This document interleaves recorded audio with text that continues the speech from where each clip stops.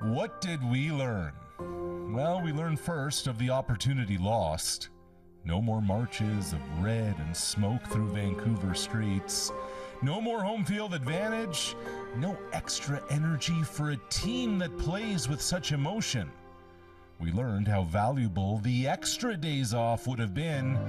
Now with Estacchio not 100%, Bombito not used, and Davies, well, if we could learn anything truthful about Davies anytime soon, we'd take it. We learned this team needs Alfonso now more than ever. We learned Promise David is what this team requires. The spark, the finishing. We learned Saliba isn't afraid. The moment isn't too big for him. We learned Tejan Buchanan is not him. We learned Alistair Johnston's headers need more spice. That Derek Cornelius may just be in his own head near the goal. And we learned that without Kone, it's vital the midfield has Estacchio.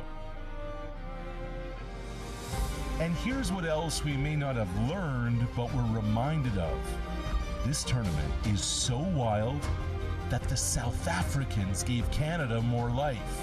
We learned that somehow the best matchup of all just landed on their lap.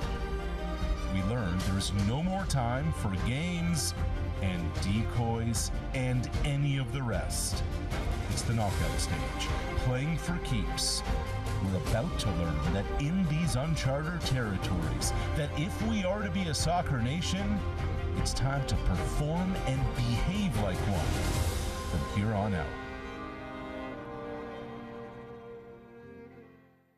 Welcome back to This Is Our House, presented by Samsung, and welcome back to our pal Arash Madani, who joins us today from beautiful Saskatoon, Saskatchewan. Arash, 12 days since you and I last spoke. It kind of feels like 12 weeks, and then you consider the last 24 hours, which, as you have just done, was a story in its own right. From Jesse Marsch post-match, should we have played a back five? I think we should have, to Alfonso Davies was never going to play. He was always going to be a decoy.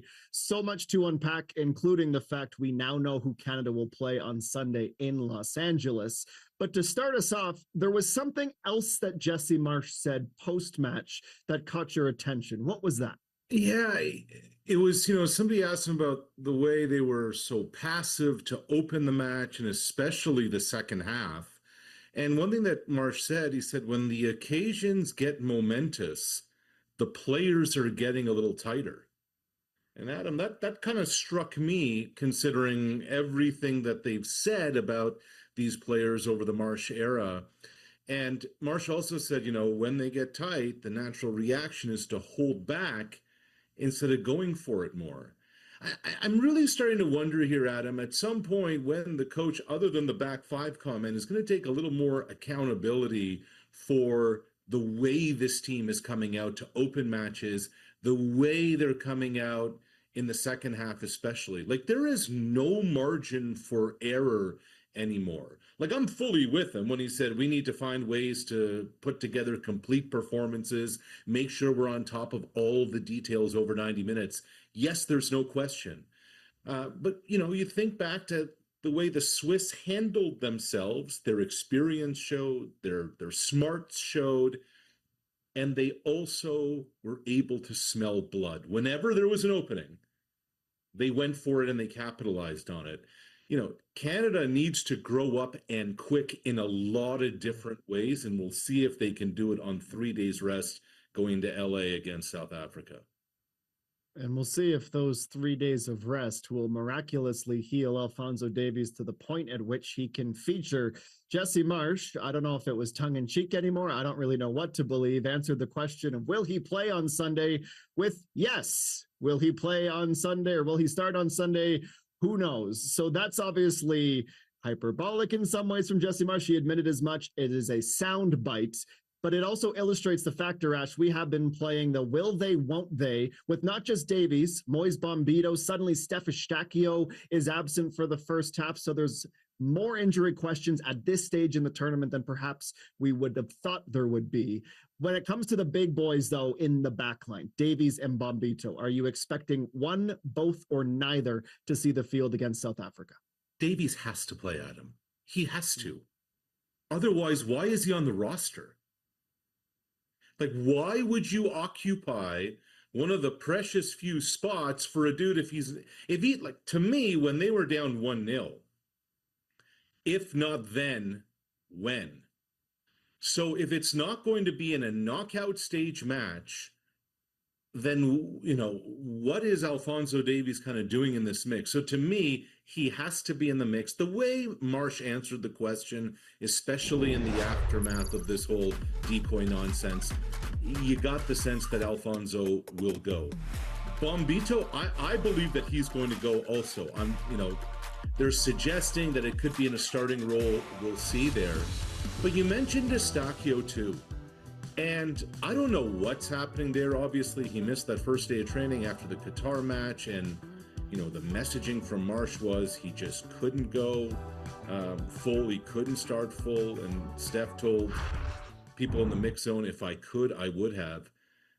Yeah, Davies, Bombito, critical. Eustáquio, like without Kone, there's nobody in the middle. Like, you need an air traffic controller, and the dude who's been wearing the armband has been that for them.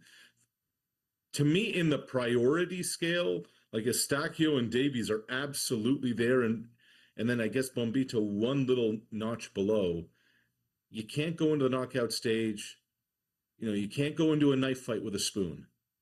And so let's see what they have in store. It was one thing to lose Ismail Kone, and then to see the starting 11 come out and have neither Kone or Eustáquio in there. Suddenly, some alarm bells were certainly you're shocked, raised. right? Like I didn't see it coming. Yeah. Well, I think the one thing we did see coming was Maxim Crepeau. Finally, we're not asking that will he, won't he question about Canada's starting goalkeeper. And look, I think there is rightful criticism on the second goal, but that first save in the first half, I sat there going, that is why Maxime Crepeau is in the net. For moments like that, how different could things have been if it's 15, 20 minutes into the match and Canada's trailing a goal to nil? I digress. Zooming out from a match-by-match picture, Arash, since he took the net and was named before the match in Montreal at Stade Saputo, he got that raucous home crowd ovation. How do you think Maxime has handled the pressure and performed as Canada's number one? He has been, Adam, the conscience of this team. He has been the steadying force. Forget on the pitch for a moment. Just off of it.